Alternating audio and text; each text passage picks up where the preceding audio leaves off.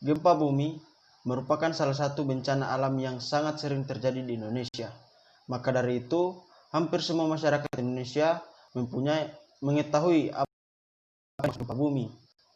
Apabila dari terjadinya, gempa bumi merupakan getaran yang berasal dari dalam bumi, di mana getaran itu dapat dirasakan hingga di permukaan bumi, bahkan bisa menimbulkan kerusakan apabila skalanya besar. Jenis-jenis gempa bumi.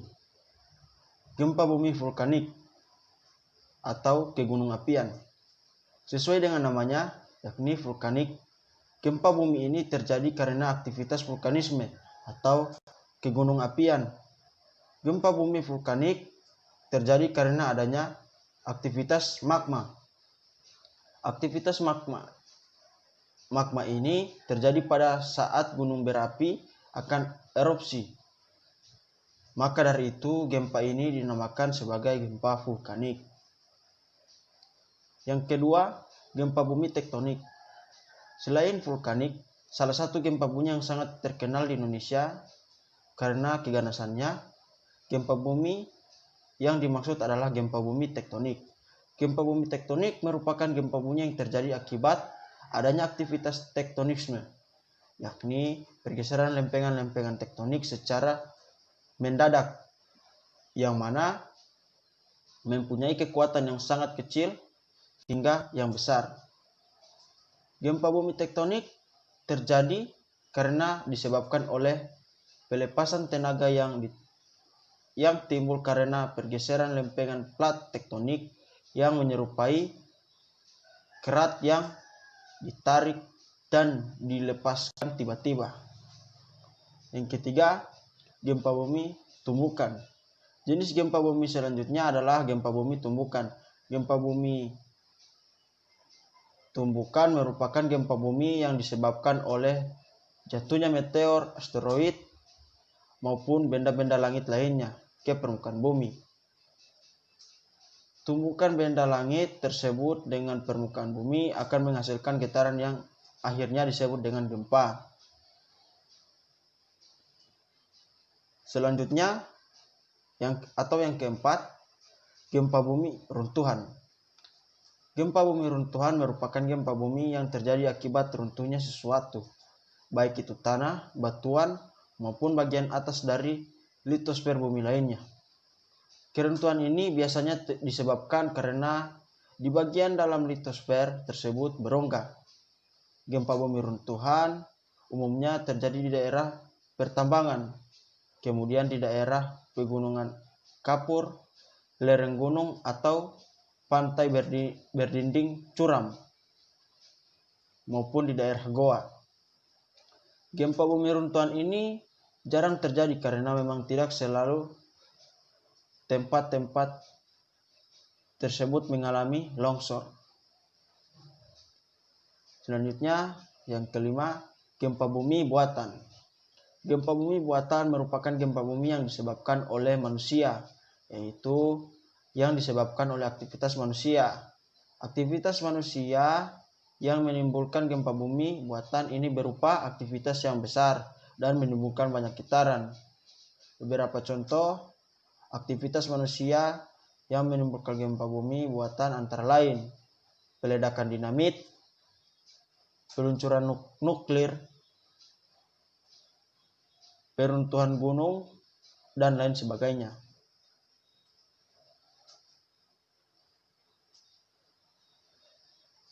Selanjutnya, dampak gempa bumi. Gempa bumi dapat menimbulkan akibat dampak yang ditinggalkan, yang diantaranya adalah dampak fisik. Pertama, dampak fisik yang dapat kita lihat adalah banjir yang terjadi karena tanggul rusak, tanah longsor yang diakibatkan goncangan gempa, gempa di dalam laut, dan dapat menyebabkan terjadinya tsunami, jatuhnya korban jiwa, bangunan rusak dan hancur akibat penguncangan, permukaan dari tanah yang retak, merekat, dan jalan-jalan menjadi terputus. Dampak sosial. Selain dampak fisik yang ditimbulkan, ada pula dampak sosial. Di antaranya mendapatkan penyakit, kelaparan, dapat melumpuhkan politik, sistem ekonomi, dan banyak lagi akibat terjadi tsunami. Jika terjadi skala besar, dapat menimbulkan kemiskinan. Selanjutnya, alat ukur gempa. Gempa bumi dapat terjadi dan kita dapat mengukurnya dengan alat khusus yang dirancang dan diperuntukkan untuk gempa. Alat ukur tersebut bernama seismograf. Seismograf sendiri terdapat dua jenis, yaitu seismograf horizontal dan seismograf vertikal. Seismograf horizontal yaitu seismograf yang dapat mencatat kekuatan dari gempa bumi atau juga getaran yang dihasilkan dengan arah horizontal atau arah mendatar. Seismograf vertikal. Seismograf ini merupakan seismograf yang dapat mencatat kekuatan dari gempa bumi atau juga getaran yang dihasilkan dengan arah vertikal. Gempa yang dicatat dengan menggunakan seismograf berdasarkan amplitudo dari gelombang tektonik yang diterima menggunakan satuan skala Richter. Parameter gempa. Yang pertama, parameter gempa, kedalaman pusat gempa bumi atau depth, waktu terjadi gempa, origin time, titik lokasi pusat gempa yaitu biasa disebut dengan epicenter, kekuatan dari gempa atau biasa disebut dengan magnitudo. Selanjutnya, penyebaran gempa bumi. Penyebaran gempa bumi di Indonesia.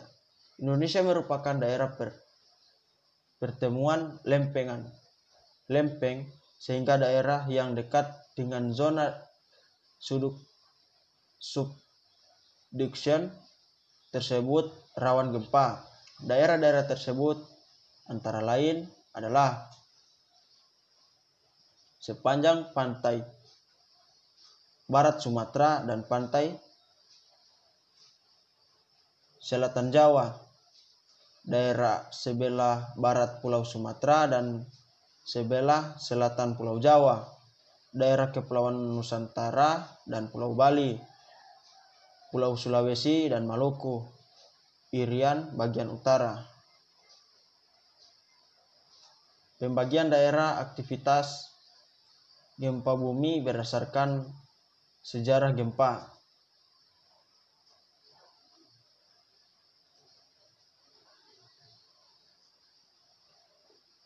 Daerah sangat aktif, magnitude lebih dari 8 mungkin terjadi di daerah ini, yaitu di Halmahera dan pantai utara Irian. Daerah aktif, magnitude 8 mungkin terjadi pada magnitude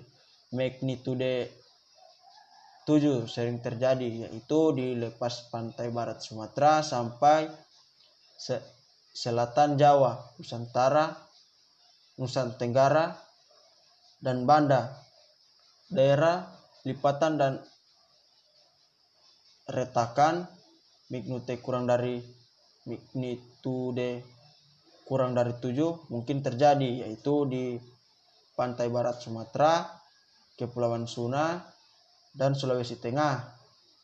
Daerah lipatan dengan atau tanpa retakan magnitude kurang dari 7 bisa terjadi, yaitu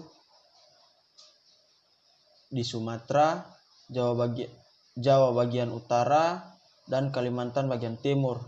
Daerah gempa kecil magnitude kurang dari 5 jarang terjadi, yaitu di daerah pantai timur, Sumatera, dan Kalimantan Tengah.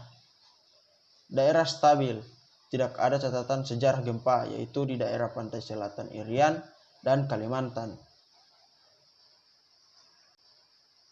Baiklah, terima kasih. Itu hasil presentasi dari saya yang berjudul gempa bumi. Bila ada kata dan Bila ada kata dan perbuatan yang tidak berkenan, mohon dimaafkan. Wabillahi taufiq wal hidayah. Wassalamualaikum warahmatullahi wabarakatuh.